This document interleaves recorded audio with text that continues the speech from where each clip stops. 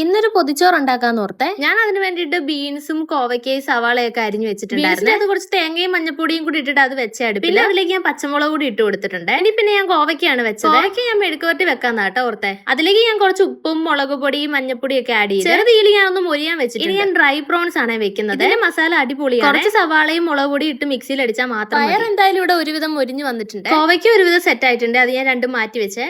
കുറച്ച് വെളിച്ചെണ്ണയും മുളക് പൊടിയും കൂടി എടുത്ത് ഇനി കേട്ടോ പ്രോൺസ് ഉണ്ടാക്കാൻ പോകുന്നത്. പ്രോൺസ് ഞാൻ കഴുകി ജസ്റ്റ് ഒന്ന് ചൂടാക്കി എടുക്കുവാണ്. ഇതിലേക്ക് ഞാൻ വെളിച്ചെണ്ണ കുറച്ച് ആഡ് ചെയ്ത് കൊടുക്കുന്നുണ്ട്. പിന്നെ ഞാൻ ഇതിലേക്ക് മിക്സിയിൽ അരച്ച് വെച്ച ആ ഒരു മിക്സ് ആഡ് ചെയ്യുവാണ്. ഇതും ഒരു 10-15 മിനിറ്റ് തീ കുറച്ച് വെക്കണം മൊരിഞ്ഞ് കിട്ടാൻ വേണ്ടിയിട്ട്. ഡ്രൈ പ്രോൺസ് റെഡി ആയിട്ടുണ്ട് കേട്ടോ. അടിപൊളി ടേസ്റ്റ് ആണ്. ഇനി നമുക്ക് ചമ്മന്തിയും കൂടെ ഉണ്ടാക്കാം കേട്ടോ. അപ്പൊ ഞാൻ അതിന് വേണ്ടിയിട്ട് തേങ്ങയും വറ്റൽമുളകും ഇഞ്ചിയും വെളുത്തുള്ളിയും ഒക്കെ ജസ്റ്റ് ഒന്ന് എണ്ണയിലിട്ട് റെഡിയാക്കി എടുക്കുന്നുണ്ട്. ചമ്മന്തി ഇവിടെ റെഡിയായി കേട്ടോ. ഇനി ഒരു മുട്ടയും കൂടെ പൊരിച്ചെടുക്കാവേ. അങ്ങനെ എല്ലാം ഇവിടെ റെഡി ആയിട്ടുണ്ട്. ഇനി നമുക്ക് ജസ്റ്റ് ഇലയിൽ പൊതിയാട്ടോ. അപ്പൊ നല്ല ചൂട് ചോറ് ഞാൻ 3-4 തവി വെച്ച് കൊടുക്കുന്നുണ്ട്. പിന്നെ ഞാൻ എന്താ നമ്മുടെ റെഡിയാക്കി വെച്ചിട്ടുള്ള കോവയ്ക്കയും പയറും പിന്നെ പ്രോൺസ് റോസ്റ്റ് അടിപൊളിയാട്ടോ. എന്തായാലും ആ ഒരു മസാല ഇട്ടിട്ടൊന്ന് ട്രൈ ചെയ്യണേ.